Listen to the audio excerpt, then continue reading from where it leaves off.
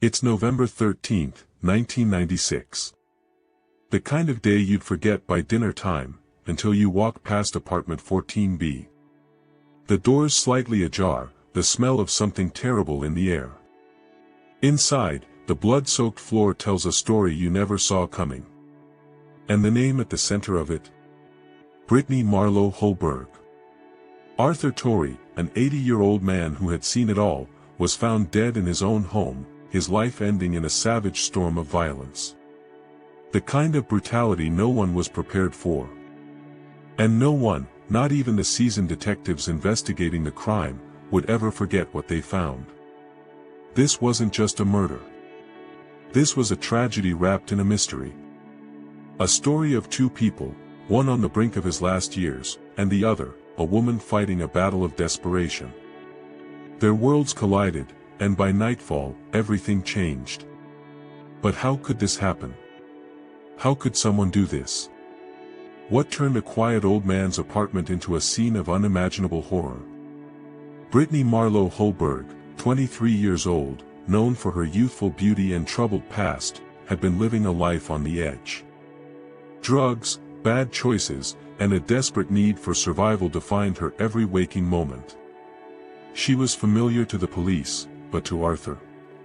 To Arthur, she was just a girl who sometimes asked for help, money here, a place to stay there. He never expected the girl at his door that day to be a killer. But she was. In the quiet rhythm of Arthur's life, his mornings spent in grocery stores, the soft clink of coffee cups in his lonely apartment, nothing warned him of the violence that was about to erupt in his living room. He didn't know that, just across town, a woman was spiraling toward a choice that would change everything. Her addiction to crack cocaine was a weight she could no longer bear, and the desperation clawing at her mind had only one solution: a hit. Brittany had known Arthur from a distance. He was the kind of man who wouldn't say no. Maybe he'd give her some money. Maybe he'd even let her stay for a night.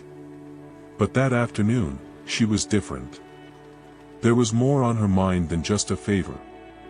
She was hungry for something, but not just for food. And by the time she knocked on Arthur's door, she was already thinking of how to take it from him. Arthur opened the door, just like he always did, polite, unassuming, unaware. He was the kind of man who smiled kindly, even as life had taken everything from him. But what he didn't know was that he wasn't just letting in a desperate woman. He was letting in the very force that would end his life. And when the door closed behind her, the world outside remained unaware of the horror unfolding just a few feet away. A brutal scene would play out, one of violence so extreme that even the detectives, trained to see the worst, couldn't shake what they saw. A struggle, a fight for survival, but not just survival. Rage. Desperation. Something darker than anyone realized. Brittany's own words, later recounted in court, would paint a chilling picture of what happened next. A frying pan. A blow to the head. An apartment ripped apart in a flash. The knives, 58 strikes. A hammer, a fork. A lamp post shoved into Arthur's throat. The kind of violence that shakes you to your core, that forces you to ask, who could do this? And why? Brittany was bruised and bloodied when she left, but she didn't call for help. Instead, she rifled through his belongings. Cash, credit cards, prescription drugs. She didn't stop to think. She was already running on fumes. The drugs called to her. The money would keep her going for just a little longer. Outside, the cold Amarillo night was the same as it always was. No one saw the woman walking away from the scene, no one knew what had just happened. But inside Arthur's apartment, the world had changed forever. The trail Brittany left behind wasn't just physical, it was emotional. The detectives who found Arthur's body couldn't shake the feeling that they had stumbled onto something much deeper than just another robbery gone wrong. This was something personal. Something that would stay with them. And it wasn't just about who Brittany was, or who Arthur was. It was about the why. And as the investigation unfolded, the answer was far murkier than anyone anticipated. The question that haunted everyone was simple: what turned a young woman, once kind enough to ask for help, into a cold-blooded killer? Was it survival, or something darker that drove Brittany Holberg to take Arthur's life? Drop your thoughts in the comments. Was this the act of a desperate addict, or something far more calculated? The police had been working the case for hours when they discovered what had happened inside Arthur's apartment. What they saw didn't just shock them, it haunted them. The brutality was beyond anything they had prepared for. It wasn't just the quantity of the violence. It was the sheer savagery of it all. A man who had lived through wars, tragedies, and the slow fade of time had been taken from this world in the most vicious way possible. The scene was beyond recognition. Arthur's apartment, which had once been a quiet, peaceful haven, was now a war zone. Drawers were pulled out, cupboards smashed open. A chair overturned.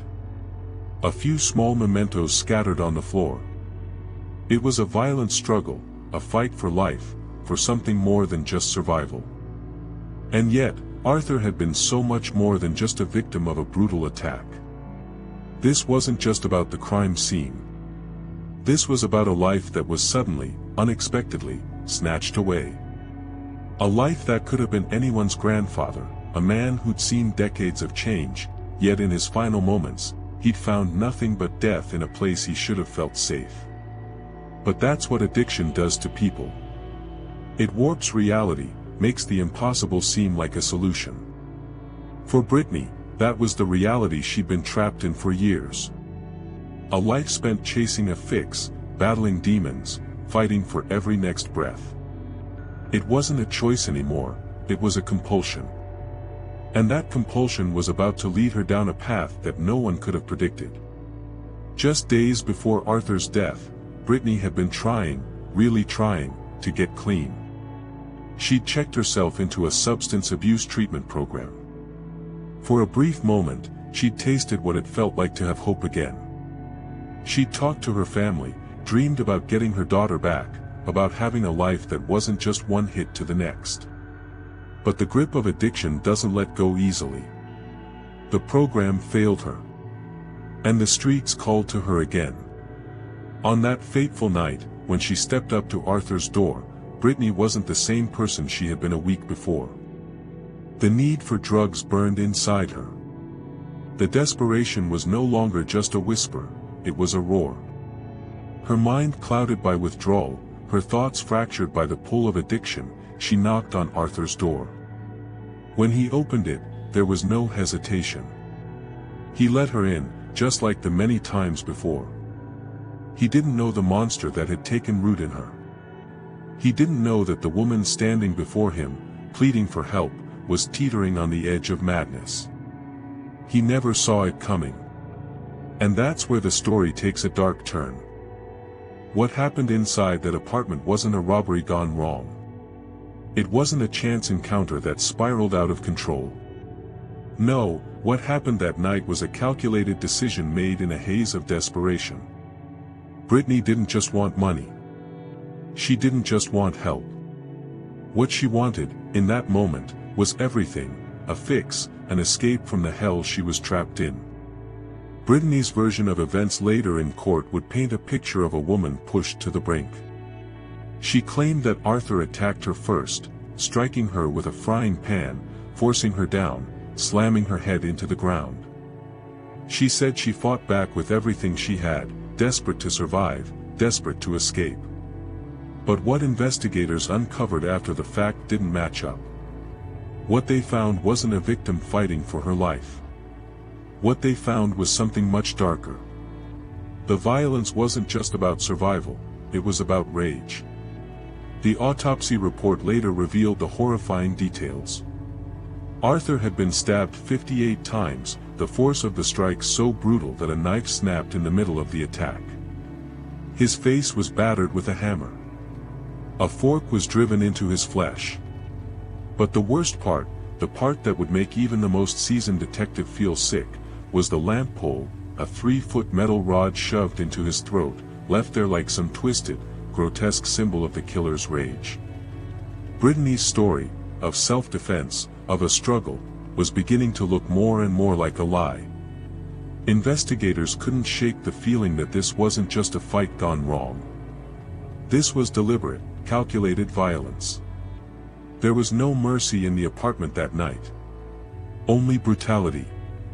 Only fury. Only desperation. But Brittany was already long gone. The manhunt was on. Once the police put the pieces together and identified Brittany as their primary suspect, they quickly realized they had a lot more work to do. The trail wasn't just local, it was spreading. And soon, Brittany was on the run. She had left Amarillo, and with it, the haunting images of the apartment where everything changed. But just like the violence she had left behind, Brittany wasn't done yet. She wasn't going to go down quietly. And as she fled, she left behind a trail of questions that no one had answers to. Why had she killed Arthur? Was it just for drugs? Or was there something more, something even darker buried deep inside her? Do you believe Brittany was pushed to the edge, or was something else at play? Was this a desperate act or something even darker? Drop your thoughts below, because this story is just getting started. The days after Brittany's violent attack on Arthur Towery were a blur of chaos, and the police had only one thing on their minds: finding her. By the time they realized what had really happened in Arthur's apartment, Brittany was already gone, slipping away into the night with stolen credit cards and cash in hand. But she wasn't just running from the crime scene. She was running from the life she had built, a life that had been entirely consumed by addiction. She wasn't just looking for another hit. She was searching for an escape, a way to silence the whispers of guilt and fear that had followed her from Amarillo.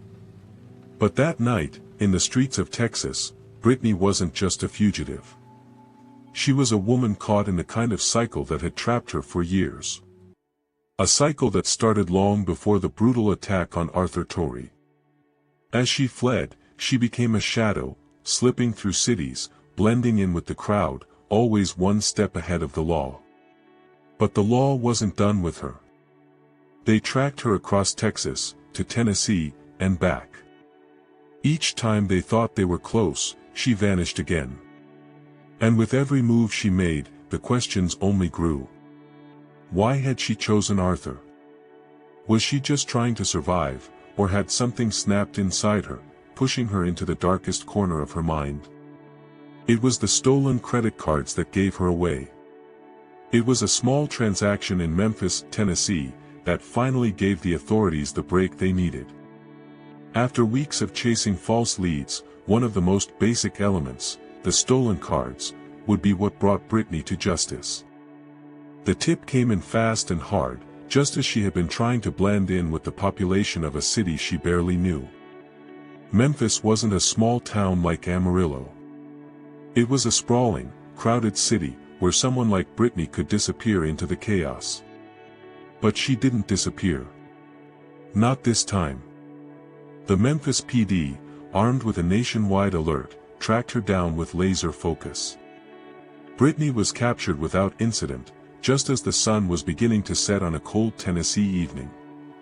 There was no dramatic standoff, no high-speed chase. She was tired, hungry, and had nowhere left to go. The woman who had once been so full of fight was now just a broken, defeated figure, her body bruised, her spirit shattered. They took her back to Texas in early 1997, and the people of Amarillo could finally breathe. But even as they closed the case, one question remained: was Brittany truly guilty? The court case that followed would become a battle of perceptions, the prosecutors painting her as a cold-blooded killer who took Arthur's life for a handful of cash, the defense desperately trying to convince the jury that she had acted in a desperate, self-defensive rage. But Brittany's defense wasn't the story the public wanted to hear. What they wanted to believe was that this young woman, seemingly full of promise, had turned into a monster who could murder a man in cold blood. What was left of her innocence? could the drug-fueled desperation that she had lived with really justify the horrific violence she'd unleashed? The truth would be clouded in the details. Brittany's testimony in the courtroom told a different version of events, one of a fight for survival, not a calculated attack. She spoke about the frying pan, about the blows that Arthur had struck her before the knives came out. But the jury wasn't sure. How could they be? The crime scene painted a picture of rage, of someone who had taken pleasure in the violence. And then came the key witness, a woman named Vicky Kirkpatrick, a jailhouse informant, paid by the state to gain Brittany's trust. It was Kirkpatrick's testimony that would haunt Brittany for years to come. She claimed Brittany had confessed to her that night, that the killing had been about money, about drugs. That Brittany would do it again, without hesitation. But the jury didn't know the full story. They didn't know that Kirkpatrick had been paid for her testimony. They didn't know that she had a history of cooperation with law enforcement. And they didn't know that her testimony had been compromised by the very people who were supposed to ensure a fair trial. The prosecution painted Brittany as a monster, someone who had coldly calculated her crime for financial gain. But in the shadows of that courtroom, something was starting to unravel. Years later, after the conviction, Kirkpatrick would recant her testimony, admitting that she had been coerced into fabricating a story, that the payment she had received was far from the impartial witness she had claimed to be. By the time the world knew this, Brittany's life had already been irrevocably changed. The damage was done. Was Brittany just a product of her circumstances, or was she something far darker? Was she pushed to kill by the demons of addiction, or was this a planned, cold-blooded crime? What do you believe really happened inside that apartment? Share your thoughts, because the truth is still elusive, and it's time we ask the hard questions. Brittany's world had crumbled, and now she was facing the consequences of her actions. The bright lights of the courtroom, the eyes of the public, the weight of the years she would likely spend in prison, they were all there, staring her down as her future hung in the balance. The trial that followed her arrest wasn't just a formality. It was the crucible where her guilt and innocence would be tested, where the justice system would decide her fate. But what happened in that courtroom wasn't just about facts. It was about perception, about whether the jury could look past the violence of the crime and understand what drove Brittany to such extreme measures. As the prosecution laid out their case, they made Brittany's guilt seem as certain as the rising sun. They described the brutality of Arthur's murder in shocking detail, pulling no punches. The stabbing, the hammer, the lamp post, the sheer rage of it all. It was hard to listen to without recoiling, and the jury did just that. The image they painted of Brittany was cold-blooded, almost clinical. A young woman driven to murder by a hunger for money, by the desperation of addiction, and the rage of someone who had been pushed too far. But the truth was never that simple. Not for Brittany, and not for the public. As the defense stepped in, they painted a very different picture. They didn't deny the violence of what had happened, but they argued, pleaded, that Brittany had acted out of a twisted sense of self-defense, not malice. They told the jury about the years of addiction, the brutal hold crack cocaine had on her mind, her body, her very soul. The desperation, the disorientation, the insanity that addiction can drive a person to. They argued that the act of violence was born not from a desire to kill, but from the twisted logic of a person fighting to survive. But even with the defense's arguments, there was one voice that carried more weight than any other in that courtroom, Vicky Kirkpatrick's. The jailhouse informant, who had gained Brittany's trust while they were both incarcerated, testified that Brittany had confessed to her. Coldly. Brittany had allegedly admitted to killing Arthur for money, for drugs, and she said she'd do it again if she needed to. That moment, the one that cast the longest shadow over Brittany's life, would prove to be the most damning. What the jury didn't know, however, was that Kirkpatrick's testimony had a price tag. She had been paid by the state for her cooperation. her criminal charges were quietly dropped in exchange for her willingness to testify against Brittany. It was a dirty secret that the prosecution chose not to disclose, a fact that would come back to haunt the entire trial. But for the moment, Brittany's fate seemed sealed. The jury deliberated, and when they returned, the verdict was clear: guilty of capital murder. The courtroom erupted into a chorus of murmurs as the judge handed down the sentence: death.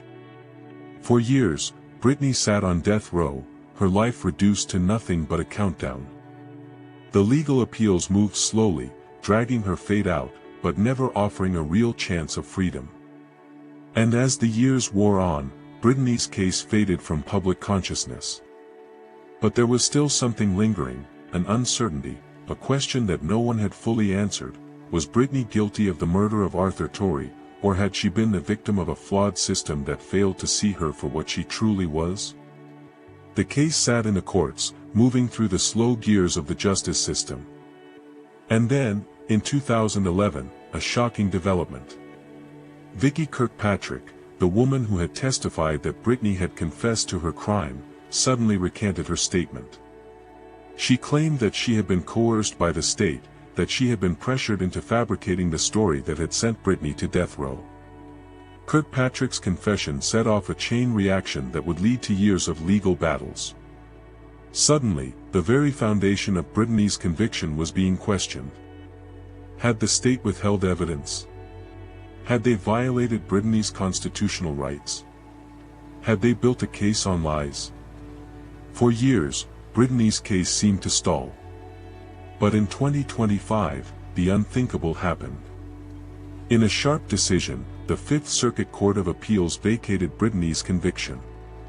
Judge Patrick E. Higginbotham, in his opinion, blasted the prosecution for failing to disclose Kirkpatrick's informant status, calling it a violation of the Brady Doctrine, the obligation to disclose evidence favorable to the defense.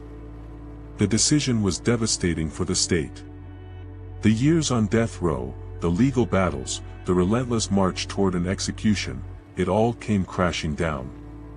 The court acknowledged that when a life is at stake, every detail matters, especially when doubt is introduced.